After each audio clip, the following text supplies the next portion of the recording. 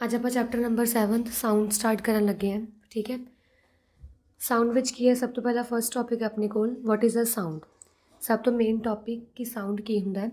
Sound is a form of energy. ਜਿਵੇਂ ਆਪਾਂ light ਪੜ੍ਹਿਆ ਸੀ ਕਿ ਲਾਈਟ ਵੀ ਫਾਰਮ ਆਫ ਐਨਰਜੀ ਹੈ, ਉਵੇਂ ਜਿਹੜਾ ਕਿ ਸਾਊਂਡ ਹੈ ਉਹ ਵੀ ਫਾਰਮ ਆਫ ਐਨਰਜੀ ਹੈ which causes sensation of hearing in to our years.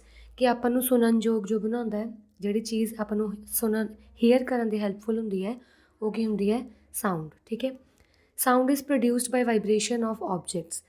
ਜਦੋਂ ਕੋਈ ਵੀ ਚੀਜ਼ ਵਾਈਬ੍ਰੇਟ ਕਰਦੀ ਹੈ, ਵਾਈਬ੍ਰੇਟ ਮਤਲਬ to and fro motion show ਕਰਦੀ ਹੈ, ਤਾਂ ਉਦੋਂ ਵਾਈਬ੍ਰੇਸ਼ਨਸ 'ਚੋਂ ਆਪਾਂ ਨੂੰ ਕੀ ਪ੍ਰੋਡਿਊਸ ਹੁੰਦਾ ਹੈ? ਸਾਊਂਡ ਪ੍ਰੋਡਿਊਸ ਹੁੰਦਾ ਹੈ। ਠੀਕ ਹੈ, ਤਾਂ ਸਾਊਂਡ ਕਾਹਦੇ ਨਾਲ ਪ੍ਰੋਡਿਊਸ ਹੁੰਦਾ ਹੈ? Vibrations of object, it will produce a sound. Next topic ਹੈਗਾ ਆਪਣੇ ਕੋਲ ਸੈਕਿੰਡ ਪੁਆਇੰਟ ਹੈ ਇਨ ਹਿਊਮਨਸ। ਹੁਣ ਹਿਊਮਨਸ ਦੇ ਵਿੱਚ ਸਾਊਂਡ ਕਿਵੇਂ ਪ੍ਰੋਡਿਊਸ ਹੁੰਦਾ ਹੈ? ਹਿਊਮਨਸ ਦੇ ਅੰਦਰ ਇੱਕ ਵੋਇਸ ਬਾਕਸ ਹੁੰਦਾ ਹੈ ਜਿਹਨੂੰ ਆਪਾਂ ਲੈਰਨਿਕਸ ਕਹਿੰਦੇ ਹਾਂ। Upper part of the windpipe 'ਚ ਇੱਥੇ ਇੱਕ ਵੋਇਸ ਬਾਕਸ ਹੁੰਦਾ ਹੈ। ਠੀਕ ਹੈ, ਲੈਰਨਿਕਸ ਜਿਹੜੀ ਆਹ ਵਾਲੀ ਚੀਜ਼ ਹੈ, ਇਹ ਲੈਰਨਿਕਸ ਵਿੱਚ ਕੀ ਹੁੰਦੇ ਆ? ਟੂ ਵੋਕਲ ਕਾਰਡਸ ਹੁੰਦੇ ਆ, ਇੱਕ ਆਹ ਵਾਲਾ ਅਤੇ ਇੱਕ ਆਹ ਵਾਲਾ। ਟੂ ਵੋਕਲ ਕਾਰਡਸ ਹੈ।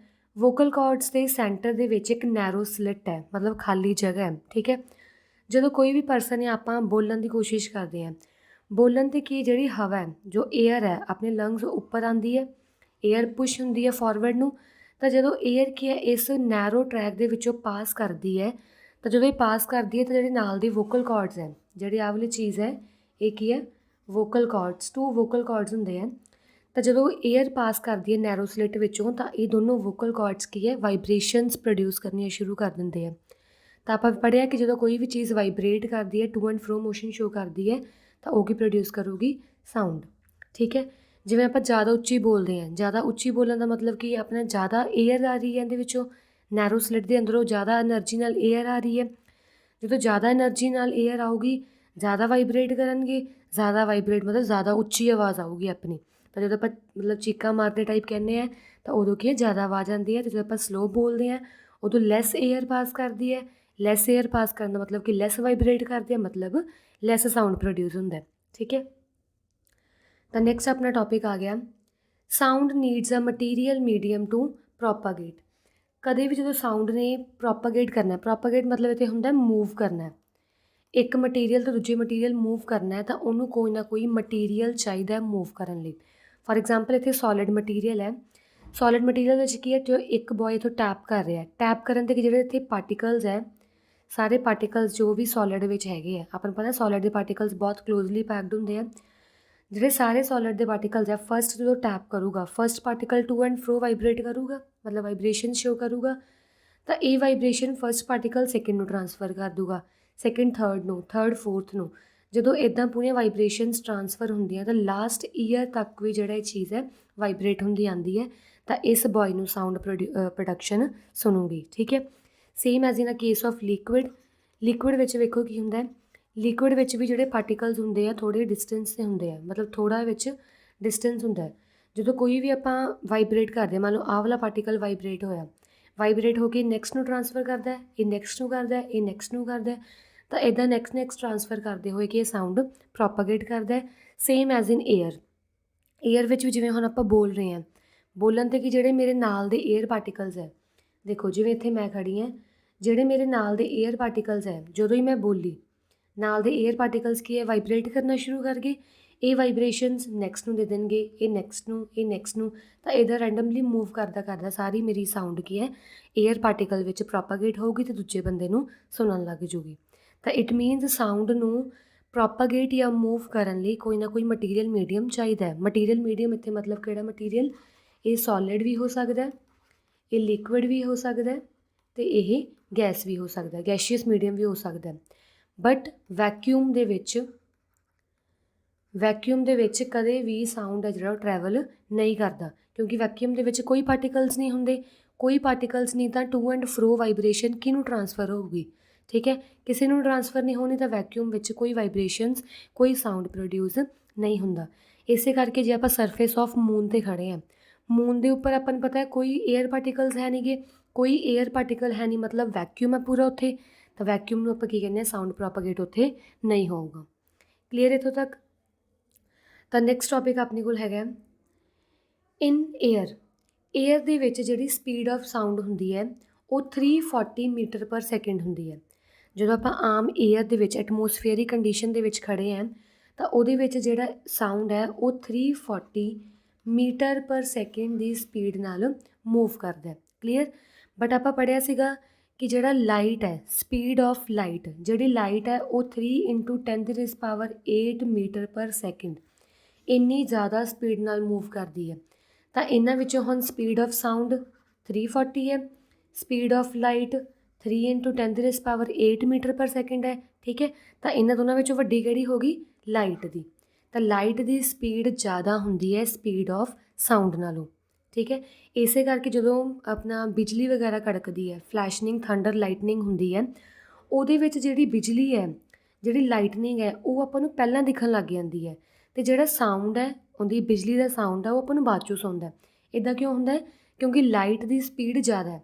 ਸਪੀਡ ਜ਼ਿਆਦਾ, ਉਹ ਆਪਣੀ ਅੱਖਾਂ ਤੱਕ, ਆਪਣੀ ਐਟਮੋਸਫੇਅਰ ਵਿੱਚ ਜਲਦੀ ਆ ਜਾਂਦਾ। But as compare sound the speed ਘੱਟ ਹੈ ਤਾਂ ਸਾਊਂਡ ਆਪਾਂ ਨੂੰ ਬਾਅਦ 'ਚੋਂ ਸੁਣਦਾ। ਠੀਕ ਹੈ। The speed of sound in a medium increase with increase in temperature। ਮੰਨ ਲਓ ਕੋਈ ਵੀ ਇੱਕ ਐਟਮੋਸਫੀਅਰ ਹੈ ਜਿਹਦਾ ਮੈਂ ਟੈਂਪਰੇਚਰ ਇਨਕਰੀਜ਼ ਕਰਦੀ ਪਈ ਹਾਂ। ਟੈਂਪਰੇਚਰ ਇਨਕਰੀਜ਼ ਕਰਨ 'ਤੇ ਪ੍ਰੋਪਾਗੇਸ਼ਨ ਆਫ ਦਾ ਸਾਊਂਡ ਜ਼ਿਆਦਾ ਜਲਦੀ ਹੋ ਜਾਂਦੀ ਹੈ। ਮਤਲਬ ਸਾਊਂਡ ਜਲਦੀ ਟਰਾਂਸਫਰ ਕਰਨਾ ਸ਼ੁਰੂ ਹੋ ਜਾਂਦਾ। ਸਾਊਂਡ ਜਲਦੀ ਟਰਾਂਸਫਰ ਕਰਨ ਦਾ ਮਤਲਬ ਕੀ ਹੈ? ਸਪੀਡ ਆਫ ਸਾਊਂਡ ਕੀ ਹੈ? ਵੱਧ ਜਾਂਦਾ। ਠੀਕ ਹੈ। ਤਾਂ ਅਗਰ ਕੋਈ ਵੀ ਚੀਜ਼ ਇਨਕਰੀਜ਼ ਇਨ ਟੈਂਪਰੇਚਰ 'ਤੇ ਹੈ, ਮਤਲਬ ਵਾਰਮਰ ਹੈ, ਤਾਂ ਵਾਰਮਰ ਵਿੱਚ ਸਪੀਡ ਆਫ ਸਾਊਂਡ ਕੀ ਹੈ? ਜ਼ਿਆਦਾ ਹੋਊਗਾ। ਦੈਨ ਇਨ ਕੂਲਰ ਏਰੀਆ, ਕੂਲਰ ਏਰੀਆ ਵਿੱਚ ਕੀ ਹੋਊਗਾ? ਸਪੀਡ ਆਫ ਸਾਊਂਡ ਘੱਟ ਹੋਊਗੀ। ਕਲੀਅਰ ਇੱਥੋਂ ਤੱਕ? ਸੋ ਨੈਕਸਟ ਆਪਣੇ ਕੋਲ ਹੈਗਾ sound travel as a longitudinal wave. ਜਿਹੜੀ ਸਾਊਂਡ ਹੈ ਉਹ ਹਮੇਸ਼ਾ ਲੌਂਗੀਟਿਊਡਨਲ ਵੇਵ ਨਾਲ ਟਰੈਵਲ ਕਰਦੀ ਹੈ। ਲੌਂਗੀਟਿਊਡਨਲ ਵੇਵ ਦਾ ਮਤਲਬ ਕੀ ਹੈ? ਦੇਖੋ, ਮੰਨ ਲਓ ਇੱਥੇ ਕੋਈ ਵੀ ਇੱਕ ਪਰਸਨ ਖੜ੍ਹਾ ਹੈ। ਠੀਕ ਹੈ। ਇਹ ਪਰਸਨ ਨੇ ਕੀ ਬੋਲਣਾ ਸ਼ੁਰੂ ਕੀਤਾ। ਬੋਲਣ 'ਤੇ ਜਿਹੜੇ ਵੀ particles near to this person ਹੈ, ਉਹ ਪਾਰਟੀਕਲਸ ਕੀ ਕਰਨਗੇ? ਦੇਖੋ, ਫਸਟ ਆਫ ਆਲ ਪਾਰਟੀਕਲਸ ਹੈ, ਇਹ ਪਾਰਟੀਕਲਸ ਇਸ ਪਰਸਨ ਤੋਂ ਐਨਰਜੀ ਗੇਨ ਕਰਨਗੇ। ਐਨਰਜੀ ਗੇਨ ਕਰਕੇ ਇੱਦਾਂ ਕੋਲੇ ਆ ਜਾਣਗੇ। ਇੱਦਾਂ ਪਾਰਟੀਕਲਸ ਕੀ ਹੈ? ਬਿਲਕੁਲ ਕੋਲੇ ਆ ਗਏ। ਬਟ ਜਿਹੜੇ ਆ ਨੈਕਸਟ ਪਾਰਟੀਕਲਸ ਹੈ, ਨੈਕਸਟ ਪਾਰਟੀਕਲ ਦਾ ਆਪਦੀ ਪੋਜੀਸ਼ਨ ਦੂਰ ਹੈ। ਨੈਕਸਟ ਪਾਰਟੀਕਲਸ ਦੂਰ ਹੈ। ਠੀਕ ਹੈ। ਜਦੋਂ ਹੁਣ ਆਹ ਵਾਲੇ particles to and fro vibration show ਕਰਦੇ ਆ ਅਤੇ ਨੈਕਸਟ ਪਾਰਟੀਕਲਸ ਨੂੰ ਐਨਰਜੀ ਦੇਣਗੇ, ਤਾਂ ਇਹਨਾਂ ਵਿੱਚ ਨੈਕਸਟ ਪਾਰਟੀਕਲਸ ਵਿੱਚ ਜਿਹੜੇ ਅਗਲੇ ਪਾਰਟੀਕਲਸ ਹੋਣਗੇ ਐਨਰਜੀ ਲੈ ਕੇ ਉਹ ਵੀ ਕੋਲੇ ਆ ਜਾਣਗੇ। ਇੱਦਾਂ ਟਾਈਪ ਆਹ ਵਾਲੀ ਚੀਜ਼, ਜਿਵੇਂ ਸਪਰਿੰਗ ਨੂੰ ਕੰਪਰੈਸ ਕੀਤਾ ਹੋਇਆ। ਸਪਰਿੰਗ 'ਚ ਆਪਾਂ ਕੰਪਰੈਸ ਕਰਦੇ ਹਾਂ, ਤੁਸੀਂ ਐਕਸਪੈਰੀਮੈਂਟ ਕਰਕੇ ਦੇਖਿਓ। ਕੁਛ ਕੁ ਜਿਹੜਾ ਹੁੰਦਾ ਰੀਜ਼ਨ ਇੱਦਾਂ ਦਾ ਬਣਿਆ ਹੁੰਦਾ, ਕੁਛ ਕੁ ਰੀਜ਼ਨ ਇਹਦਾ ਖੁੱਲ੍ਹਾ ਹੁੰਦਾ, ਫਿਰ ਇੱਦਾਂ ਬਣ ਜਾਂਦਾ, ਫਿਰ ਖੁੱਲ੍ਹਾ ਹੋ ਜਾਂਦਾ। Same as in a case of particles of air also. Okay. ਤਾਂ ਉੱਦਾਂ ਦਾ ਰੀਜ਼ਨ ਜਿਹਦੇ ਵਿੱਚ ਪਾਰਟੀਕਲਸ ਬਹੁਤ ਨੇੜੇ ਹੈ। ਪਾਰਟੀਕਲਸ ਨੇੜੇ ਮਤਲਬ ਕੀ ਹੈ? ਇੱਥੇ ਪ੍ਰੈਸ਼ਰ ਵੀ ਜ਼ਿਆਦਾ ਹੈ, ਇੱਥੇ ਪ੍ਰੈਸ਼ਰ ਵੀ ਜ਼ਿਆਦਾ ਹੈ, ਪ੍ਰੈਸ਼ਰ ਅਤੇ ਡੈਂਸਿਟੀ ਪਾਰਟੀਕਲਸ ਦੀ ਵੀ ਜ਼ਿਆਦਾ। Density means mass per unit volume ਵੀ ਪਾਰਟੀਕਲਸ ਦਾ ਜ਼ਿਆਦਾ ਹੈ। ਤਾਂ ਉਸ ਰੀਜ਼ਨ ਨੂੰ ਆਪਾਂ ਕਹਾਂਗੇ ਕਿਹੜਾ region? Compression region. Compression region in which the particles are near to each other and pressure and density is high. ਤਾਂ ਉਹ ਕਿਹੜਾ ਰੀਜ਼ਨ ਹੈ? Compression reason. ਬਟ ਉਹ ਵਾਲਾ ਰੀਜ਼ਨ ਜਿਹਦੇ ਵਿੱਚ ਪਾਰਟੀਕਲਸ ਹਾਲੇ ਦੂਰ ਹੈ, ਪਾਰਟੀਕਲਸ ਦੂਰ ਮਤਲਬ ਇੱਦਾਂ ਜਿਵੇਂ ਸਪਰਿੰਗ ਦੂਰ ਹੈ, ਤਾਂ ਉਹ ਵਾਲੇ ਰੀਜ਼ਨ ਨੂੰ ਆਪਾਂ ਕੀ ਕਹਾਂਗੇ? ਰੇਅਰਫੈਕਸ਼ਨ ਰੀਜ਼ਨ। ਰੇਅਰਫੈਕਸ਼ਨ ਰੀਜ਼ਨ ਦੇ ਵਿੱਚ ਕੀ ਹੈ? ਪ੍ਰੈਸ਼ਰ ਆਫ ਪਾਰਟੀਕਲਸ ਡੈਂਸਿਟੀ ਦੋਨੋਂ ਕੀ ਹੈ? ਘੱਟ ਹੈ। ਤਾਂ ਇਹਦੇ ਵਿੱਚ ਜਦੋਂ ਪਾਰਟੀਕਲਸ ਦੂਰ ਹੋਣਗੇ ਤਾਂ ਰੇਅਰਫੈਕਸ਼ਨ, ਜਦੋਂ ਪਾਰਟੀਕਲਸ ਨੇੜੇ ਇੱਦਾਂ ਕਰਕੇ ਤਾਂ ਕੰਪਰੈਸ਼ਨ ਰੀਜ਼ਨ। ਤਾਂ ਸਾਊਂਡ ਵੀ ਇਹ ਸਾਰੀ ਚੀਜ਼ ਨੂੰ ਲੌਂਗੀਟਿਊਡਨਲ ਵੇਵ ਕਹਿੰਦੇ ਆ। ਹੁਣ ਲੌਂਗੀਟਿਊਡਨਲ ਵੇਵ ਦੀ ਡੈਫੀਨੇਸ਼ਨ ਸਮਝ ਲਓ। ਲੌਂਗੀਟਿਊਡਨਲ ਵੇਵ ਕੀ ਹੋਊਗਾ? ਮੰਨ ਲਓ ਆਪਣੇ ਕੋਲ ਆਪਣਾ ਪਾਰਟੀਕਲਸ ਹੈ, ਏਅਰ ਪਾਰਟੀਕਲਸ। ਠੀਕ ਹੈ। ਆ ਏਅਰ ਪਾਰਟੀਕਲਸ ਕੰਪਰੈਸ਼ਨ ਅਤੇ ਰੇਅਰਫੈਕਸ਼ਨ ਸ਼ੋ ਕਰ ਰਹੇ ਹੈ ਅਤੇ ਇੱਧਰ ਨੂੰ ਸਾਊਂਡ ਪ੍ਰੋਪਾਗੇਟ ਕਰ ਰਿਹਾ। ਇੱਕ ਪਰਸਨ ਇੱਧਰ ਖੜ੍ਹਾ ਹੈ, ਇਹਦਾ ਸਾਊਂਡ ਇੱਧਰ ਨੂੰ ਪ੍ਰੋਪਾਗੇਟ ਕਰ ਰਿਹਾ। ਤਾਂ ਲੌਂਗੀਟਿਊਡਨਲ ਵੇਵ ਦੀ ਡੈਫੀਨੇਸ਼ਨ ਹੁਣ ਕੀ ਬਣ ਗਈ? Longitudinal wave is the wave in which material medium particles, ਆ ਮਟੀਰੀਅਲ ਮੀਡੀਅਮ ਪਾਰਟੀਕਲਸ ਹੈ ਨਾ, ਮਟੀਰੀਅਲ ਮੀਡੀਅਮ ਪਾਰਟੀਕਲਸ ਪ੍ਰੋਪਾਗੇਟ ਔਰ move in the direction parallel to direction of sound. ਆਹ ਸਾਊਂਡ ਮੂਵ ਕਰ ਰਿਹਾ, ਇੱਧਰ ਹੀ ਪਾਰਟੀਕਲਸ ਮੂਵ ਕਰ ਰਹੇ ਹੈ। ਠੀਕ ਹੈ। ਜਦੋਂ ਦੋਨੋਂ ਮਟੀਰੀਅਲ ਮੀਡੀਅਮ ਪਾਰਟੀਕਲਸ ਵੀ ਅਤੇ ਸਾਊਂਡ ਵੀ ਦੋਨੋਂ ਪੈਰਲਲੀ ਮੂਵ ਕਰਨ ਤਾਂ ਉਹ ਵੇਵ ਕਿਹੜੀ ਹੁੰਦੀ ਹੈ? Longitudinal wave. Clear? Longitudinal wave is a wave in which material medium particles propagate parallel. A parallel condition है ना, propagate parallel to the propagation of sound. ਤਾਂ ਉਹ ਵਾਲੀ wave ਹੁੰਦੀ ਹੈ longitudinal wave, ਤੇ sound ਵੀ longitudinal wave ਨਾਲ move ਕਰਦਾ ਹੈ। ਜੇ longitudinal wave ਦੀ ਆਪਾਂ ਗ੍ਰਾਫ ਬਣਾਉਣਾ ਚਾਹੁੰਦੇ ਹਾਂ ਤਾਂ ਗ੍ਰਾਫ ਇੱਦਾਂ ਬਣੂਗਾ। ਇੱਧਰ ਆਪਣੇ ਕੋਲ ਹੁੰਦਾ ਹੈ ਪਾਰਟੀਕਲਸ, ਇਹ ਹੁੰਦੇ ਆ ਪਾਰਟੀਕਲਸ, ਤੇ ਇੱਧਰਲੇ ਪਾਸੇ ਆਪਣੇ ਕੋਲ ਹੁੰਦੀ ਹੈ ਪ੍ਰੋਪਾਗੇਸ਼ਨ ਆਫ ਸਾਊਂਡ। ਪ੍ਰੋਪਾਗੇਸ਼ਨ ਆਫ ਸਾਊਂਡ ਜਿਹਨੂੰ ਆਪਾਂ ਕਹਿੰਦੇ ਹਾਂ movement of sound. Clear? For example ਜਿਹੜੀ ਆਪਣੀ ਪਾਰਟੀਕਲਸ ਹੈ, ਮਟੀਰੀਅਲ ਮੀਡੀਅਮ ਹੈ, ਉਹਨਾਂ ਨੇ એનર્ਜੀ ਗੇਨ ਕੀਤੀ, ਤੇ એનર્ਜੀ ਗੇਨ ਕਰਕੇ ਕੰਪਰੈਸ਼ਨ ਰੀਜਨ 'ਚ ਆ ਗਏ। ਆ ਕੰਪਰੈਸ਼ਨ ਰੀਜਨ ਹੈ, ਬਟ ਕੰਪਰੈਸ਼ਨ ਰੀਜਨ ਦੇ ਨਾਲ ਹੀ ਰੇਅਰ ਫੈਕਸ਼ਨ ਰੀਜਨ ਆਊਗਾ, ਤੇ ਨਾਲ ਹੀ ਇੱਥੋਂ ਰੇਅਰ ਫੈਕਸ਼ਨ ਰੀਜਨ ਆ ਗਿਆ, ਫਿਰ ਕੰਪਰੈਸ਼ਨ, ਫਿਰ ਰੇਅਰ ਫੈਕਸ਼ਨ। ਤਾਂ ਇਹ ਵਾਲੀ ਚੀਜ਼ ਕੀ ਹੈ, ਜਿਹੜੀ ਆਹ ਵਾਲੀ ਵੇਵ ਬਣ ਗਈ, ਜਿਹਦੇ ਵਿੱਚ ਆ ਅਬਵ ਕੀ ਹੈ ਕੰਪਰੈਸ਼ਨ, ਡਾਊਨਵਰਡ ਕੀ ਹੈ rare fraction, compression rare fraction. ਤਾਂ ਇਹ ਵਾਲੀ ਚੀਜ਼ ਕਿਹੜੀ ਹੋਗੀ ਲੌਂਗੀਟਿਊਡਨਲ ਵੇਵ। ਠੀਕ ਹੈ। ਸੋ ਨੈਕਸਟ ਟੌਪਿਕ ਆਪਣੇ ਕੋਲ ਆ ਗਿਆ characteristics of a sound wave. Sound wave ਦੇ ਕਿਹੜੇ ਕਿਹੜੇ ਕਰੈਕਟਰਿਸਟਿਕਸ ਹੈ। ਕਰੈਕਟਰਿਸਟਿਕ ਮੀਨਸ ਸਾਊਂਡ ਵੇਵਸ ਕਿਹਦੇ ਤੇ ਡਿਪੈਂਡ ਕਰਦਾ ਵੀ ਕਿਹੜੀ ਚੀਜ਼ ਚੇਂਜ ਕਰਨ ਨਾਲ ਸਾਊਂਡ ਵੇਵ ਸਾਊਂਡ ਇਨਕਰੀਜ਼ ਜਾਂ ਡਿਕਰੀਜ਼ ਹੋਊਗਾ। ਠੀਕ ਹੈ। ਤਾਂ ਫਸਟ ਆਪਣੇ ਕੋਲ ਟੌਪਿਕ ਆ ਗਿਆ ਐਂਪਲੀਟਿਊਡ। ਫਸਟ ਆਫ ਆਲ ਤਾਂ ਡੈਫੀਨੇਸ਼ਨ ਦੇਖ ਲਈ ਆਪਾਂ, ਐਂਪਲੀਟਿਊਡ ਕੀ ਹੁੰਦਾ ਹੈ। ਐਂਪਲੀਟਿਊਡ ਕੀ ਹੁੰਦਾ, ਫॉर एग्जांपल ਆਪਣੇ ਕੋਲ ਆਹ ਵਾਲੀ ਵੇਵ ਹੈ, ਇੱਥੇ ਮੈਂ ਦਿਖਾ ਰਹੀ ਹਾਂ, ਜਿਵੇਂ ਮੰਨ ਲਓ ਆਪਣੇ ਕੋਲ ਆਹ ਵਾਲੀ ਵੇਵ ਹੈ, ਜਿਹਨੇ ਤੋਂ ਦੱਸਿਆ ਸੀਗਾ compression rare fraction, compression rare fraction. ਠੀਕ ਹੈ। ਐਂਪਲੀਟਿਊਡ ਕੀ ਹੋਊਗਾ ਕਿ ਮੈਕਸਿਮਮ ਡਿਸਪਲੇਸਮੈਂਟ ਇੱਕ ਵੇਵ ਨੇ ਕਿੰਨਾ ਕੰਪਲੀਟ ਕੀਤਾ ਹੈ। The maximum displacement by a wave, or you can say ਕਿ ਕਿੰਨੇ ਪਾਰਟੀਕਲਸ ਹੈ, ਮੈਕਸਿਮਮ ਉਹਨੇ ਹਾਇਰ ਪ੍ਰੈਸ਼ਰ ਤੇ ਡੈਂਸਿਟੀ ਕਿੰਨੀ ਸ਼ੋ ਕੀਤੀ ਹੈ। Maximum disturbance, you can say maximum disturbance created in a wave, that is known as amplitude. ਵੀ ਵੱਧ ਤੋਂ ਵੱਧ ਆ ਚੀਜ਼ ਉੱਪਰ ਕਿੰਨੀ ਉੱਠ ਕੇ ਗਈ, ਉਹਨੂੰ ਐਂਪਲੀਟਿਊਡ ਬੋਲਣਾ। ਠੀਕ ਹੈ। ਤਾਂ ਹੁਣ ਦੇਖ ਲਓ, ਜਿੰਨੀ ਐਂਪਲੀਟਿਊਡ ਜ਼ਿਆਦਾ ਹੋਊਗੀ, ਦੇਖੋ ਇੱਕ ਆਹ ਵੇਵ ਹੈ ਜਿਹਦੇ ਵਿੱਚ ਐਂਪਲੀਟਿਊਡ ਇੱਦਾਂ, ਇੱਕ ਆਪਣੇ ਕੋਲ ਵੇਵ ਹੈ ਛੋਟੀ ਵੇਵ ਜਿਹਦੇ 'ਚ ਐਂਪਲੀਟਿਊਡ ਸਿਰਫ ਇੰਨਾ ਕੁ ਹੈ। ਤਾਂ ਜਿੰਨੀ ਐਂਪਲੀਟਿਊਡ ਜ਼ਿਆਦਾ ਹੋਊਗੀ ਓਨੀ ਜਿਹੜੀ ਸਾਊਂਡ ਆ ਉਹ ਜ਼ਿਆਦਾ ਹੋਊਗੀ। ਠੀਕ ਹੈ। ਅਤੇ ਜਿੰਨੀ ਐਂਪਲੀਟਿਊਡ ਘੱਟ ਹੋਊਗੀ ਓਨੀ ਸਾਊਂਡ ਵੇਵ ਕੀ ਹੈ, ਸਾਊਂਡ ਘੱਟ ਪ੍ਰੋਡਿਊਸ ਹੋਊਗਾ। ਤਾਂ ਡੈਫੀਨੇਸ਼ਨ ਦੇਖੋ, ਐਂਪਲੀਟਿਊਡ ਕੀ ਹੈ, the maximum displacement travelled by a vibrating particle. ਇੱਕ ਵਾਈਬਰੇਟਿੰਗ ਪਾਰਟੀਕਲ ਨੇ ਮੈਕਸਿਮਮ ਕਿੰਨਾ ਡਿਸਪਲੇਸਮੈਂਟ ਕਵਰ ਕੀਤਾ, ਕਿੰਨਾ ਉੱਪਰ ਤੱਕ ਹੋ ਗਿਆ, ਉਹਨੂੰ ਐਂਪਲੀਟਿਊਡ ਕਹਿਣਾ। From its mean position, from its starting position ਵੀ ਉਹ ਉੱਪਰ ਤੱਕ ਕਿੰਨਾ ਗਿਆ, ਤਾਂ ਉਹਦਾ ਐਂਪਲੀਟਿਊਡ ਹੋਊਗਾ। ਡੈਫੀਨੇਸ਼ਨ ਕਲੀਅਰ ਨਾ। So next we are having wavelength. Second definition ਆਪਣੇ ਕੋਲ ਵੇਵਲੈਂਥ ਦੀ। ਵੇਵਲੈਂਥ ਕੀ ਹੁੰਦਾ ਦੇਖੋ, ਜਸਟ ਵੇਟ, ਹਾਂ ਠੀਕ ਹੈ। ਵੇਵਲੈਂਥ ਕੀ ਹੁੰਦਾ ਹੈ ਕਿ ਕਿੰਨਾ ਡਿਸਟੈਂਸ, ਦੇਖੋ ਇੱਕ ਆ ਕੰਪਰੈਸ਼ਨ ਹੈ, ਦੱਸਿਆ ਮੈਂ ਤੁਹਾਨੂੰ ਆਲਰੇਡੀ ਕਿ ਅੱਪਰ ਲੈਵਲ ਕੀ ਹੁੰਦਾ ਕੰਪਰੈਸ਼ਨ, ਅਤੇ ਲੋਅਰ ਲੈਵਲ ਕੀ ਹੁੰਦਾ ਆਹ ਰੇਅਰ ਫੈਕਸ਼ਨ, ਉੱਪਰਲਾ ਅੱਪਰ ਕੰਪਰੈਸ਼ਨ। ਤਾਂ ਵੇਵਲੈਂਥ ਹੁੰਦੇ ਵਿੱਚ ਡੈਫੀਨੇਸ਼ਨ ਕੀ ਆ ਜੂਗੀ, the distance between the two consecutive compression. ਇੱਕ ਵੇਵ ਦੇ ਵਿੱਚ, ਹੁਣ ਆਹ ਵਾਲੀ ਵੇਵ ਦੇ ਵਿੱਚ ਵੇਖੋ, ਇੱਕ ਆ ਰਿਹਾ ਕੰਪਰੈਸ਼ਨ, ਇੱਕ ਆ ਰਿਹਾ ਕੰਪਰੈਸ਼ਨ, ਕਿੰਨਾ ਡਿਸਟੈਂਸ ਹੈ ਦੋ ਕੌਨਜ਼ੀਕਿਊਟਿਵ, ਦੋ ਨੇੜਲੇ ਕੰਪਰੈਸ਼ਨਸ ਦੇ ਵਿੱਚ ਕਿੰਨਾ ਡਿਸਟੈਂਸ ਹੈ, ਉਹ ਡਿਸਟੈਂਸ ਨੂੰ ਆਪਾਂ ਵੇਵ ਲੈਂਥ ਬੋਲਦੇ ਹਾਂ। ਕਲੀਅਰ? ਅਤੇ ਵੇਵ ਲੈਂਥ ਨੂੰ ਆਪਾਂ ਰੀਪ੍ਰਜੈਂਟ ਕਾਹਦੇ ਨਾਲ ਕਰਨਾ, ਵੇਵ ਲੈਂਥ ਨੂੰ ਆਪਾਂ ਰੀਪ੍ਰਜੈਂਟ ਕਰਦੇ ਹਾਂ ਲੈਮਡਾ ਨਾਲ, LAMBDA, ਲੈਮਡਾ। ਲੈਮਡਾ ਆਹ ਵਾਲਾ ਸਿੰਬਲ ਆ ਲੈਮਡਾ ਦਾ, ਅਤੇ ਵੇਵ ਲੈਂਥ ਦਾ ਸਿੰਬਲ ਲੈਮਡਾ ਹੁੰਦਾ। ਠੀਕ ਹੈ। ਜਾਂ ਤਾਂ ਆਪਾਂ ਕਹਿ ਸਕਦੇ ਹਾਂ ਵੀ ਦੋ ਕੰਪਰੈਸ਼ਨ ਦੇ ਵਿੱਚ ਕਿੰਨਾ ਡਿਸਟੈਂਸ ਹੈ, ਉਹ ਵੀ ਵੇਵ ਲੈਂਥ ਹੈ, ਜਾਂ ਦੋ ਰੇਅਰ ਫ੍ਰੈਕਸ਼ਨ ਦੇ ਵਿੱਚ ਕਿੰਨਾ ਡਿਸਟੈਂਸ ਹੈ, ਉਹ ਵੀ ਵੇਵ ਲੈਂਥ ਹੈ। ਇੰਗਲਿਸ਼ ਡੈਫੀਨੇਸ਼ਨ ਦੇਖ ਲਓ, the distance between two consecutive compressions are known as wavelength, or you can say the distance between two consecutive rarefaction, that is also called a wavelength. ਠੀਕ ਹੈ। ਹੁਣ ਆਪਾਂ ਕਰਦੇ ਹਾਂ ਦੀ SI unit. ਆਪਾਂ ਨੂੰ ਪਤਾ ਇਹ ਚੀਜ਼ ਹੈਗੀ ਹੈ ਵੇਵ ਲੈਂਥ, ਲੈਂਥ ਦੀ SI ਯੂਨਿਟ ਕੀ ਹੁੰਦੀ ਹੈ, ਮੀਟਰ। ਸੋ ਵੇਵ ਲੈਂਥ ਦੀ SI ਯੂਨਿਟ ਵੀ ਕੀ ਹੋਊਗੀ, ਮੀਟਰ।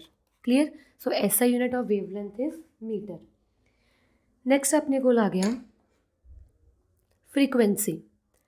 ਫ੍ਰੀਕੁਐਂਸੀ ਕੀ ਹੁੰਦੀ ਹੈ ਕਿ ਨੰਬਰ ਆਫ ਔਸੀਲੇਸ਼ਨਸ ਕੰਪਲੀਟਡ ਪਰ ਯੂਨਿਟ ਟਾਈਮ। ਦੇਖੋ ਇੱਕ ਆਪਣੇ ਕੋਲ ਵੇਵ ਹੈ, ਉਹ ਵੇਵ ਨੇ ਮੰਨ ਲਓ ਕੋਈ ਵੀ ਟਾਈਮ ਦਿੱਤਾ ਹੈ 5 ਸੈਕਿੰਡ, 5 ਸੈਕਿੰਡ ਦੇ ਵਿੱਚ ਉਹਨੇ ਇੱਕ ਹੀ ਵੇਵ ਪੂਰੀ ਕੀਤੀ ਇੱਦਾਂ, ਠੀਕ ਹੈ। ਅਤੇ ਸੇਮ ਦੂਜੀ ਵੇਵ ਹੈ, ਸੇਮ 5 ਸੈਕਿੰਡ ਦੇ ਵਿੱਚ 5 ਸੈਕਿੰਡ ਦੇ ਵਿੱਚ ਉਹਨੇ ਇੰਨੀਆਂ ਵੇਵਸ ਕਵਰ ਕਰ ਲਈਆਂ ਇੱਦਾਂ ਕਰਕੇ। ਤਾਂ ਫ੍ਰੀਕੁਐਂਸੀ ਕੀ ਹੋਊਗੀ ਵੀ number of waves, number of oscillations ਕਿੰਨੀਆਂ ਕਵਰ ਕੀਤੀਆਂ। More is a number of oscillations, more is a frequency. ਇੱਥੇ ਮੋਰ ਔਸੀਲੇਸ਼ਨਸ ਹੈ ਮਤਲਬ ਮੋਰ ਵੇਵਸ ਹੈ, ਤਾਂ ਫ੍ਰੀਕੁਐਂਸੀ ਵੀ ਕੀ ਹੋਊਗੀ ਮੋਰ, ਠੀਕ ਹੈ। ਇੱਥੇ ਨੰਬਰ ਆਫ ਔਸੀਲੇਸ਼ਨਸ ਕੀ ਹੈ ਘੱਟ ਹੈ, ਤਾਂ ਫ੍ਰੀਕੁਐਂਸੀ ਵੀ ਕੀ ਹੋਊਗੀ ਘੱਟ। ਤਾਂ ਫ੍ਰੀਕੁਐਂਸੀ ਦੀ ਡੈਫੀਨੇਸ਼ਨ ਕੀ ਬਣ ਗਈ, ਨੰਬਰ ਆਫ ਔਸੀਲੇਸ਼ਨਸ ਕੰਪਲੀਟਡ ਪਰ ਯੂਨਿਟ ਟਾਈਮ, ਕਿ ਪਰ ਯੂਨਿਟ ਟਾਈਮ ਦੇ ਵਿੱਚ ਇੱਕ ਵੇਵ ਨੇ ਕਿੰਨੀਆਂ ਔਸੀਲੇਸ਼ਨਸ ਕੰਪਲੀਟ ਕੀਤੀਆਂ, ਉਹਦੀ ਫ੍ਰੀਕੁਐਂਸੀ ਹੋਊਗੀ। ਹੁਣ ਇਹਦੇ ਵਿੱਚ ਫ੍ਰੀਕੁਐਂਸੀ ਕੀ ਹੈ ਘੱਟ ਹੈ, ਬਟ ਇਹਦੇ ਵਿੱਚ ਫ੍ਰੀਕੁਐਂਸੀ ਸੇਮ ਟਾਈਮ 'ਚ ਕਿੰਨੀ ਹੈ ਜ਼ਿਆਦਾ ਹੈ, ਤਾਂ ਇਹ ਲੋ ਫ੍ਰੀਕੁਐਂਸੀ 'ਤੇ ਇਹ ਹਾਈ ਫ੍ਰੀਕੁਐਂਸੀ 'ਤੇ ਹੈ। Clear second term. ਤਾਂ ਨੈਕਸਟ ਆ ਗਿਆ ਆਪਣੇ ਕੋਲ ਫ੍ਰੀਕੁਐਂਸੀ ਦੀ SI unit is also left, just wait. Frequency ਦੀ ਹੁਣ ਆਪਣੇ ਕੋਲ ਆ ਗਈ SI ਯੂਨਿਟ। ਫ੍ਰੀਕੁਐਂਸੀ ਦੀ SI ਯੂਨਿਟ ਹੁੰਦੀ ਹੈ ਆਪਣੇ ਕੋਲ ਹਰਟਸ। ਹਰਟਸ ਕੀ ਹੈ, ਇੱਕ ਸਾਇੰਟਿਸਟ ਹੈ HR ਹਰਟਸ, ਸਾਇੰਟਿਸਟ ਦਾ ਨੇਮ ਹੈ HR ਹਰਟਸ, ਜਿਹਨੇ ਕੀ ਹੈ ਇਲੈਕਟ੍ਰੋਮੈਗਨੈਟਿਕ ਵੇਵ ਥਿਊਰੀ ਜਾਂ ਮਤਲਬ ਰੇਡੀਓ, ਟੈਲੀਫੋਨ, TV ਇਹ ਸਾਰਾ ਕੁਛ ਇਹਨੇ ਡਿਸਕਵਰ ਕੀਤਾ ਸੀ। ਅਤੇ ਕੈਮਿਸਟਰੀ ਵਿੱਚ ਇਹਨੇ ਫੋਟੋ ਇਲੈਕਟ੍ਰਿਕ ਇਫੈਕਟ ਵਗੈਰਾ ਸਾਰਾ ਕੁਛ ਡਿਸਕਵਰ ਕੀਤਾ ਹੈ। ਤਾਂ ਇਹਦੀ ਸਾਰੀ ਡਿਸਕਵਰੀ ਦੇ ਰਿਲੇਟਡ ਹੀ ਆਪਣੇ ਕੋਲ HR ਹਰਟਸ ਦੇ ਨਾਮ ਤੋਂ ਹੀ ਆਪਾਂ ਇਹਦਾ ਕੀ SI ਯੂਨਿਟ ਰੱਖਤੀ, ਦੈਟ ਇਜ਼ ਅ ਹਰਟਸ, ਠੀਕ ਹੈ। SI unit clear. Next topic ਆਪਣੇ ਕੋਲ ਆ ਗਿਆ ਟਾਈਮ ਪੀਰੀਅਡ। ਫੋਰਥ ਪੁਆਇੰਟ ਆਪਣੇ ਕੋਲ ਜਿਹੜਾ ਕਰੈਕਟਰਿਸਟਿਕ ਹੈ ਸਾਊਂਡ ਵੇਵ ਦਾ, ਉਹ ਹੈਗਾ ਟਾਈਮ ਪੀਰੀਅਡ। ਟਾਈਮ ਪੀਰੀਅਡ ਕੀ ਹੁੰਦਾ ਦੇਖੋ, time taken by two consecutive compression or rare fraction crossing one point, ਜਾਂ ਆਪਾਂ ਸਿੰਪਲ ਲੈਂਗੁਏਜ ਵੀ ਕਹਿ ਸਕਦੇ ਹਾਂ, ਆਹ ਡੈਫੀਨੇਸ਼ਨ ਸੌਖੀ ਹੀ ਕਰ ਸਕਦੇ ਹਾਂ ਆਪਾਂ। ਕਿੰਨਾ ਟਾਈਮ ਇੱਕ ਵੇਵ ਲੈ ਰਹੀ ਹੈ ਇੱਕ ਔਸੀਲੇਸ਼ਨ ਕੰਪਲੀਟ ਕਰਨ ਲਈ। ਆਹ ਇੱਕ ਔਸੀਲੇਸ਼ਨ ਕੰਪਲੀਟ ਹੋ ਗਈ ਨਾ, ਇੱਕ ਕੰਪਰੈਸ਼ਨ ਅਤੇ ਇੱਕ ਰੇਅਰ ਫ੍ਰੈਕਸ਼ਨ, ਠੀਕ ਹੈ। ਤਾਂ ਇੱਕ ਔਸੀਲੇਸ਼ਨ ਕੰਪਲੀਟ ਕਰਨ ਲਈ ਇੱਕ ਵੇਵ ਕਿੰਨਾ ਟਾਈਮ ਪੀਰੀਅਡ ਲੈ ਰਹੀ ਹੈ, ਤਾਂ ਉਹਨੂੰ ਆਪਾਂ ਟਾਈਮ ਪੀਰੀਅਡ ਆਫ ਦਾ ਵੇਵ ਕਹਿੰਦੇ ਹਾਂ, ਠੀਕ ਹੈ। ਜਾਂ ਕੀ ਆ ਜਾਊਗਾ, the time taken for one oscillation in the density of medium, ਵੀ ਵਨ ਔਸੀਲੇਸ਼ਨ ਕੰਪਲੀਟ ਕਰਨ ਲਈ ਕਿੰਨਾ ਟਾਈਮ ਪੀਰੀਅਡ ਲੱਗ ਰਿਹਾ, ਉਹਨੂੰ ਆਪਾਂ ਕਹਿੰਦੇ ਹਾਂ time period of sound. Clear. ਉੱਪਰਲੀ ਵੀ ਦੇਖ ਲੈਂਦੇ ਹਾਂ, time taken by two consecutive compression or rarefaction crossing at one point. ਦੇਖੋ ਇਹ ਕੀ ਕਹਿ ਰਹੀ ਹੈ ਵੀ ਆਪਣਾ ਇੱਕ ਇੱਥੋਂ ਕੰਪਰੈਸ਼ਨ ਆ ਗਿਆ, ਥੱਲੇ ਜਾ ਕੇ ਇੱਥੇ ਰੇਅਰ ਫ੍ਰੈਕਸ਼ਨ ਆ ਗਿਆ, ਅਤੇ ਇੱਥੇ ਇੱਕ ਹੋਰ ਕੰਪਰੈਸ਼ਨ ਆ ਗਿਆ, ਵੀ ਇੱਕ ਵੇਵ ਨੇ ਕਿੰਨਾ ਟਾਈਮ ਪੀਰੀਅਡ ਲਿਆ ਇੱਕ ਦੁਬਾਰਾ ਇੱਕ ਨਵੀਂ ਕੰਪਰੈਸ਼ਨ ਬਣਾਉਣ ਲਈ, ਮਤਲਬ ਇੱਕ ਪੂਰੀ ਕੰਪਰੈਸ਼ਨ ਨੂੰ ਕੰਪਲੀਟ ਕਰਨ ਲਈ ਉਹਨੇ ਕਿੰਨਾ ਟਾਈਮ ਲਿਆ, ਜਾਂ ਇੱਕ ਰੇਅਰ ਫ੍ਰੈਕਸ਼ਨ ਨੂੰ ਕੰਪਲੀਟ ਕਰਨ ਲਈ ਉਹਨੇ ਕਿੰਨਾ ਟਾਈਮ ਲਿਆ, ਉਹ ਵੀ ਕੀ ਹੋ ਜੂਗੀ ਟਾਈਮ ਟੇਕਨ ਜਾਂ ਟਾਈਮ ਪੀਰੀਅਡ, ਠੀਕ ਹੈ। SI ਯੂਨਿਟ ਦੇਖ ਲਓ, SI ਯੂਨਿਟ ਟਾਈਮ ਪੀਰੀਅਡ ਦੀ ਹੁੰਦੀ ਹੈ ਸੈਕਿੰਡ, ਕਿਉਂਕਿ ਸਿੰਪਲ ਟਾਈਮ ਦੇ SI ਯੂਨਿਟ ਸੈਕਿੰਡ ਹੁੰਦੀ ਹੈ, ਤਾਂ ਟਾਈਮ ਪੀਰੀਅਡ ਦੀ ਵੀ ਕੀ ਹੋਊਗੀ ਸੈਕਿੰਡਸ ਹੋਊਗੀ। ਕਲੀਅਰ। ਨੈਕਸਟ ਆ ਗਿਆ ਆਪਣੇ ਕੋਲ ਰਿਲੇਸ਼ਨ ਬਿਟਵੀਨ ਫ੍ਰੀਕੁਐਂਸੀ ਦਾ ਸਿੰਬਲ ਰਹਿ ਗਿਆ ਇੱਧਰ ਦੇਖੋ, ਜਿਹੜੀ ਆਪਾਂ ਫ੍ਰੀਕੁਐਂਸੀ ਕੀਤੀ ਸੀ ਕਿ ਨੰਬਰ ਆਫ ਔਸੀਲੇਸ਼ਨਸ ਕੰਪਲੀਟ ਪਰ ਯੂਨਿਟ ਟਾਈਮ, ਓਕੇ। ਫ੍ਰੀਕੁਐਂਸੀ ਨੂੰ ਆਪਾਂ ਰੀਪ੍ਰਜੈਂਟ ਕਰਨਾ ਹੈ, ਫ੍ਰੀਕੁਐਂਸੀ ਨੂੰ ਆਪਾਂ ਰੀਪ੍ਰਜੈਂਟ ਕਰਦੇ ਹਾਂ ਨਿਊ ਨਾਲ, NU ਇਹ ਵਾਲੀ ਸਿੰਬਲ ਨਾਲ ਫ੍ਰੀਕੁਐਂਸੀ ਨੂੰ ਰੀਪ੍ਰਜੈਂਟ ਕਰਨਾ ਹੈ। ਸਿੰਪਲ V ਨਹੀਂ ਪਾਣੀ, ਕਿਉਂਕਿ ਸਿੰਪਲ V ਆਪਾਂ ਅੱਗੇ ਕਰਾਂਗੇ ਵੇਵ ਸਪੀਡ, ਉਹ ਵੇਵ ਸਪੀਡ ਲਈ ਪਾਣੀ ਹੈ ਸਿੰਪਲ V, ਵਰਨਾ ਤੁਸੀਂ ਕਨਫਿਊਜ਼ ਹੋ ਜਾਓਗੇ। ਤਾਂ ਸਿੰਪਲ V ਨਹੀਂ ਪਾਣੀ, ਇੱਦਾਂ ਨਿਊ ਪਾਣਾ ਹੈ। ਇਹ ਨਿਊ ਕੀ ਹੋਊਗਾ ਆਪਣੇ ਕੋਲ ਫ੍ਰੀਕੁਐਂਸੀ ਹੋਊਗੀ, ਠੀਕ ਹੈ। ਫ੍ਰੀਕੁਐਂਸੀ ਨੂੰ ਆਪਾਂ ਇੱਦਾਂ ਰੀਪ੍ਰਜੈਂਟ ਕਰਨਾ ਹੈ। ਹੁਣ ਦੇਖੋ ਨੈਕਸਟ, ਇਹ ਆਪਾਂ ਕਰ ਲਿਆ। ਹਾਂ, relation between frequency that is new, time period ਜਿਹਨੂੰ ਆਪਾਂ ਸਮਾਲ ਟੀ ਨਾਲ ਜਾਂ ਕੈਪੀਟਲ T ਨਾਲ ਵੀ ਰੀਪ੍ਰਜੈਂਟ ਕਰਦੇ ਹਾਂ, ਤੁਸੀਂ ਇੱਥੇ ਕੈਪੀਟਲ T ਨਾਲ ਕਰ ਸਕਦੇ ਹੋ। ਫ੍ਰੀਕੁਐਂਸੀ ਇੱਥੇ ਨਿਊ ਲਿਖੋ, ਟਾਈਮ ਪੀਰੀਅਡ ਨੂੰ ਕੈਪੀਟਲ T ਨਾਲ ਰੀਪ੍ਰਜੈਂਟ ਕਰੋ। ਹੁਣ ਆਪਾਂ ਰਿਲੇਸ਼ਨ ਲਿਖਣਾ ਹੈ ਕਿ ਫ੍ਰੀਕੁਐਂਸੀ ਅਤੇ ਟਾਈਮ ਪੀਰੀਅਡ ਵਿੱਚ ਕੀ ਰਿਲੇਸ਼ਨ ਹੁੰਦਾ। ਆਪਣੇ ਇੱਕ ਬੜਾ ਸਿੰਪਲ ਰਿਲੇਸ਼ਨ ਹੈ ਫ੍ਰੀਕੁਐਂਸੀ ਅਤੇ ਟਾਈਮ ਪੀਰੀਅਡ ਵਿੱਚ, ਕਿ ਜਿਹੜੀ ਫ੍ਰੀਕੁਐਂਸੀ ਹੁੰਦੀ ਹੈ ਉਹ 1/, ਟਾਈਮ ਪੀਰੀਅਡ ਹੁੰਦਾ। ਮਤਲਬ ਫ੍ਰੀਕੁਐਂਸੀ ਇਨਵਰਸਲੀ ਪ੍ਰਪੋਰਸ਼ਨਲ ਹੈ, ਕਿਹਦੇ ਟਾਈਮ ਪੀਰੀਅਡ ਦੇ। ਕਲੀਅਰ। ਜਾਂ ਇਹਨੂੰ ਆਪਾਂ ਹੋਰ ਵੀ ਲਿਖ ਸਕਦੇ ਹਾਂ, or time period is equals to 1/ਫ੍ਰੀਕੁਐਂਸੀ। ਟਾਈਮ ਪੀਰੀਅਡ ਉੱਧਰ ਲੈ ਜਾਓ, ਫ੍ਰੀਕੁਐਂਸੀ ਇੱਧਰ ਲੈ ਆਓ, ਤਾਂ ਇਹ ਦੋਨੋਂ ਵੀ ਕੀ ਹੈ ਇਨਵਰਸਲੀ ਰਿਲੇਸ਼ਨ 'ਚ ਆ ਜਾਣਗੇ। ਤਾਂ ਇਹ ਵਾਲਾ ਬਸ ਤੁਸੀਂ ਰਿਲੇਸ਼ਨ ਯਾਦ ਰੱਖਣਾ ਹੈ ਫ੍ਰੀਕੁਐਂਸੀ ਤੇ ਟਾਈਮ ਪੀਰੀਅਡ ਦਾ। ਕਲੀਅਰ। ਨੈਕਸਟ ਆਪਣੇ ਕੋਲ ਆ ਗਿਆ ਵੇਵ ਸਪੀਡ। ਵੇਵ ਸਪੀਡ ਕੀ ਹੁੰਦਾ ਹੈ, ਦੇਖੋ the distance which are point on such a way that compression and rare fraction travel per unit time। मतलब देखो वेव स्पीड आप सिंपल स्पीड किमें करते हैं, सिंपल स्पीड आप किमें लिखते हैं speed is equal distance over time, simple speed इदां ही लिखते हैं ना। तो वेव स्पीड विच भी किमें होऊगा कि एक जिहड़ी साउंड वेव है, जिहड़ी एक स्पीड ऑफ साउंड है भी उन्हें कितना डिस्टेंस, मान लो आप इत्थों तक फाइंड आउट करना है भी इस वेव ने कितना डिस्टेंस ते किन्ने टाइम पीरियड कवर किया। ठीक है, उस चीज़ में आप कहांगे वेव स्पीड भी एक वेव ने कितना डिस्टेंस किन्ने टाइम कवर किया। जिवें तुहाडी बुक च देखो एक होर डेफिनेशन लिखी है, speed of sound wave in a given medium is defined as distance through which a wave travel in that medium in a unit time. भी उन्हें कितना डिस्टेंस ट्रैवल करके किन्ने टाइम विच ट्रैवल किया उन्होंने आप की कहना वेव स्पीड। ठीक है,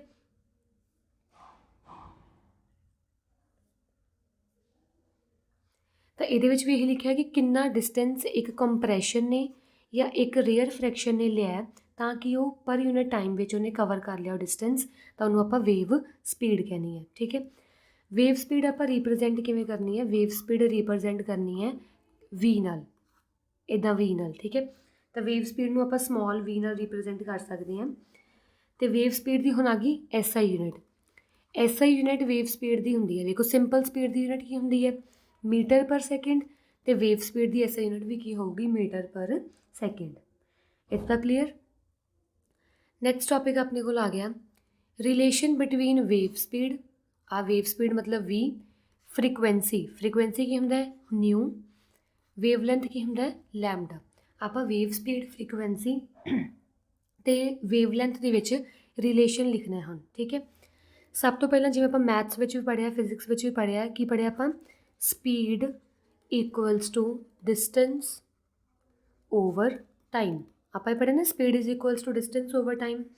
तो ये हुण आपां स्पीड किहड़ी लै रहे हैं, ये आपां स्पीड लै रहे हैं वेव वाली स्पीड, कि वेव स्पीड कितनी है, वेव स्पीड कितनी है वी, डिस्टेंस कितना ट्रैवल करता है, डिस्टेंस की होंगे आ देखो डिस्टेंस क्या है भी दो कॉन्जिक्यूटिव कंप्रैशन या रेयर फ्रैक्शन के विच डिस्टेंस, उही डिस्टेंस लैना आप, डिस्टेंस इत्थे की है अपना लैम्डा। ठीक है, डिस्टेंस मतलब इत्थे आपां किहड़ा लैना wavelength that is lambda. Next आ गया अपने कोल टाइम पीरियड। टाइम पीरियड में आपां की करते हैं टाइम पीरियड जिहड़ा टी लेने पे हैं, तो wave speed is equals to distance over time. इतना क्लीयर हो गया। नैक्सट आ गया अपने कोल V is equals to lambda. देखो 1/t मैं लिख सकती हूँ मल्टीप्लाई 1/t, क्योंकि लैम्डा मल्टीप्लाई 1 लैम्डा ही रह जाऊगा, तो ओवर टी रह जाऊगा। ठीक है, हुण इहदे विच वेखो 1/t आ गया ना, मैं तुहानूं पहले दस्सिया कि फ्रीकुएंसी की हुंदा 1/t, तो इहदे विच भर दो लैम्डा उवें मल्टीप्लाई उवें 1/t की जगह पर भर दो frequency that is new.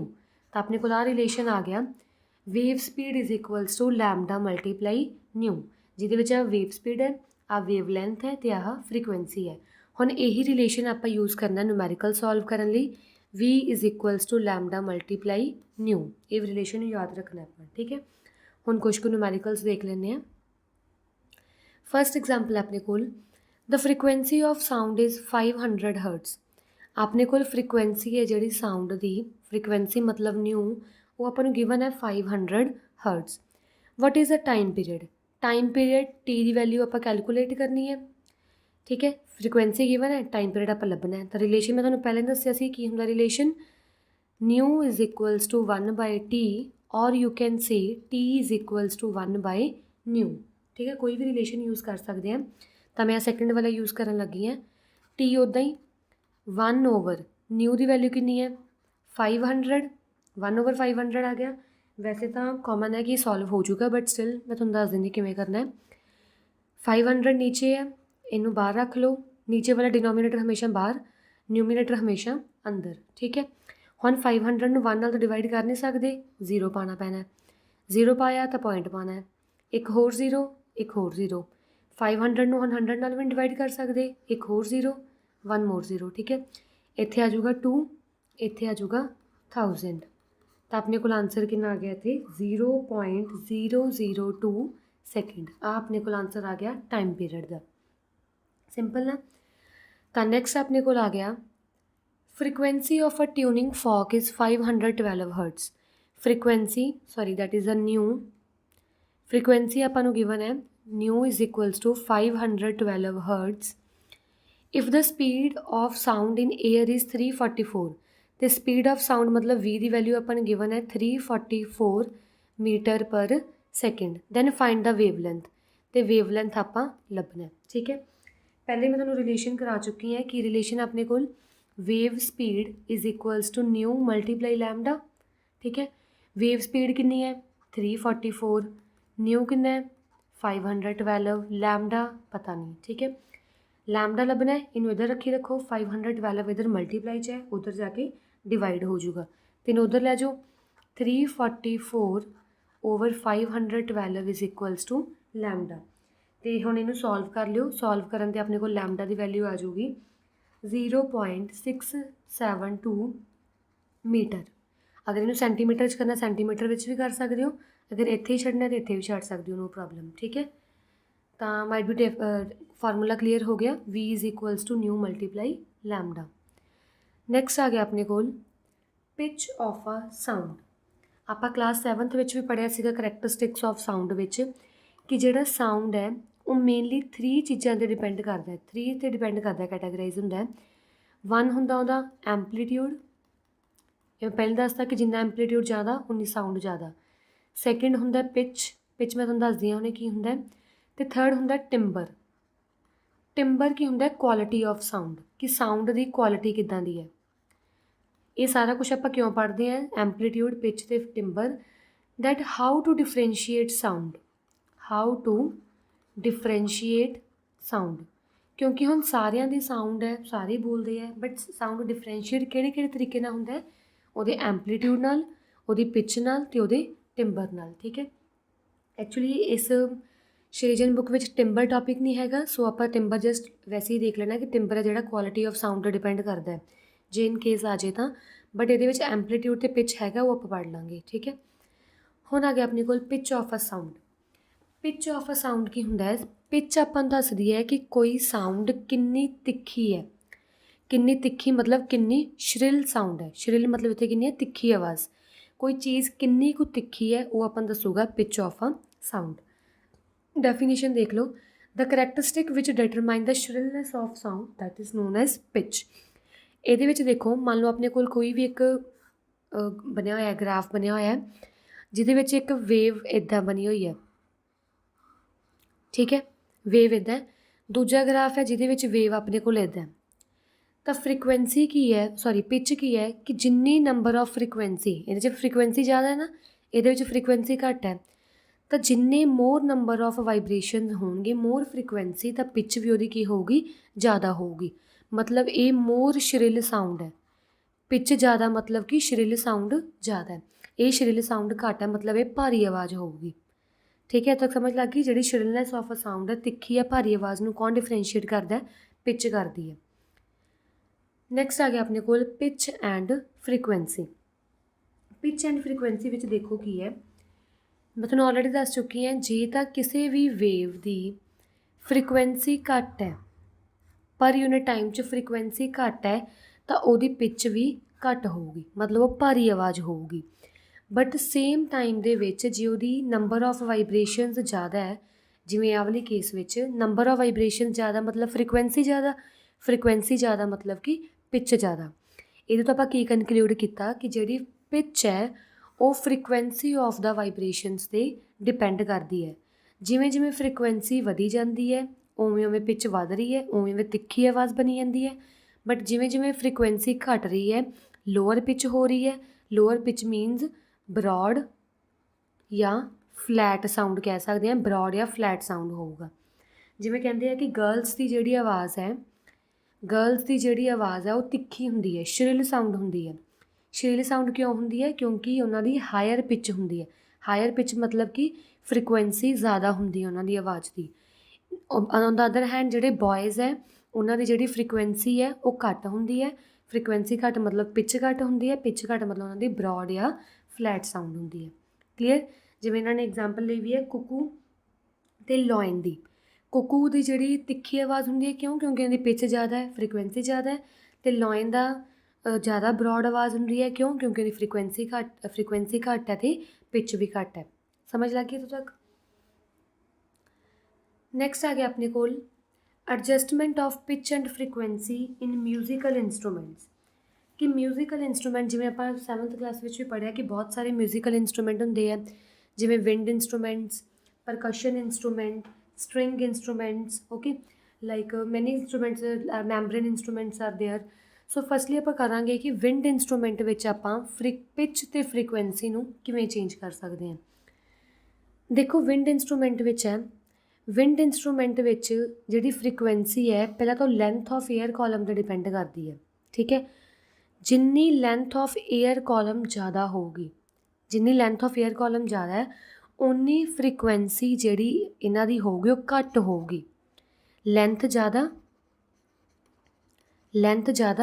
Frequency ਘੱਟ। ਫ੍ਰੀਕੁਐਂਸੀ ਘੱਟ ਮਤਲਬ ਪਿੱਚ ਘੱਟ। ਪਿੱਚ ਘੱਟ ਮਤਲਬ ਕਿ ਭਾਰੀ ਆਵਾਜ਼ ਆਊਗੀ ਜੇ ਜ਼ਿਆਦਾ ਲੰਬੀ ਫਲੂਟ ਲਈ, ਜੇ ਜ਼ਿਆਦਾ ਲੈਂਥ ਦੀ ਫਲੂਟ ਲਈ। ਜ਼ਿਆਦਾ ਲੈਂਥ ਨੂੰ ਮਤਲਬ ਕੀ ਕਹਿਣਾ, ਜਿਹਦੇ ਵਿੱਚ ਏਅਰ ਕਾਲਮਸ ਜ਼ਿਆਦਾ ਹੋਣਗੇ। ਤਾਂ ਬਾਂਸੁਰੀ ਵਾਲੇ ਕੀ ਕਰਦੇ ਆ ਫਿਰ ਉਹਦੇ ਉੱਪਰ ਨਾ ਇੱਦਾਂ ਮਤਲਬ ਕਿ ਇਹਨਾਂ ਉੱਪਰ ਆਪਣੇ ਫਿੰਗਰਸ ਟੈਪ ਕਰਦੇ ਆ। ਫਿੰਗਰ ਟੈਪਸ ਕਰਨ ਦਾ ਮਤਲਬ ਕੀ ਹੈ, ਉਹ ਹੋਲਸ ਨੂੰ ਕਲੋਜ਼ ਕਰ ਲੈਂਦੇ ਆ। ਜਦੋਂ ਹੀ ਉਹ ਹੋਲਸ ਨੂੰ ਕਲੋਜ਼ ਕਰਦੇ ਆ, ਕਲੋਜ਼ ਮਤਲਬ ਕਰਨਾ, ਮੰਨ ਲਓ ਉਹਨੇ ਇੰਨੇ ਜਿਹੜੇ ਕਲੋਜ਼ ਕਰ ਲਏ ਅਤੇ ਇੰਨੀ ਕੁ ਲੈਂਥ ਰਹਿ ਗਈ ਓਨਲੀ। ਹੁਣ ਇੰਨੀ ਕੁ ਲੈਂਥ ਵਿੱਚ ਕੀ ਹੈ, ਲੈਂਥ ਘੱਟ ਗਈ, ਏਅਰ ਕਾਲਮਸ ਘੱਟ ਗਏ। ਏਅਰ ਕਾਲਮਸ ਘਟਣ ਨਾਲ ਕੀ ਹੋਊਗਾ, ਜਿਹੜੀ ਉਹਦੀ ਫ੍ਰੀਕੁਐਂਸੀ ਹੈ ਉਹ ਵੱਧ ਜੂਗੀ।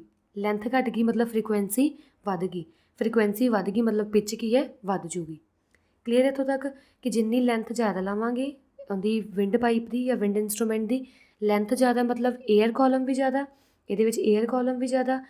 ਏਅਰ ਕਾਲਮ ਜ਼ਿਆਦਾ ਮਤਲਬ ਉਹਦੀ ਫ੍ਰੀਕੁਐਂਸੀ ਘੱਟ ਹੋਊਗੀ, ਅਤੇ ਜਿੰਨੀ ਲੈਂਥ ਛੋਟੀ ਲਵਾਂਗੇ ਉਹਦੀ ਫ੍ਰੀਕੁਐਂਸੀ ਜ਼ਿਆਦਾ ਹੋਊਗੀ।